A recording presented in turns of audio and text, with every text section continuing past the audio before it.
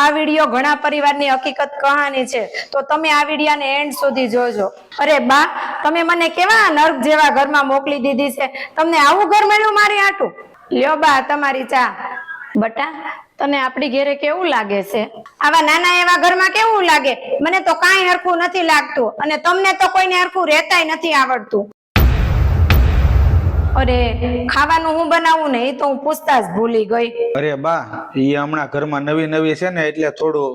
બટા, જ્યારે હું આ ઘરમાં નવી નવી સાસરે આવી ને ત્યારે મને બધું અજીબ અજીબ જેવું લાગતું હતું. બધાયની રેણી કેણી, બધાયના રીત રિવાજ, બધું મને બહુ જ અલગ અલગ લાગતું હતું. પણ મેં ક્યારેય આ ઘરનો વાંક નથી કાઢ્યો.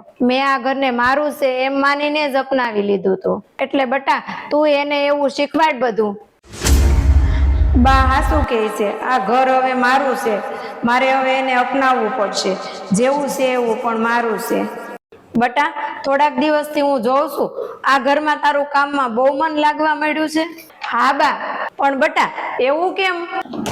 બા, સાસરિયામાં કાંઈ પણ કમી દેખાય ને તો તેની ફરિયાદ નહીં, એનો સુધારો કરવાનો હોય. અને જે સ્ત્રી દરેક વાતમાં એના સાસરિયાની ફરિયાદ કર્યા કરે ને તો એ સ્ત્રી એનો ક્યારેય સંસાર નથી વસાવી શકતી.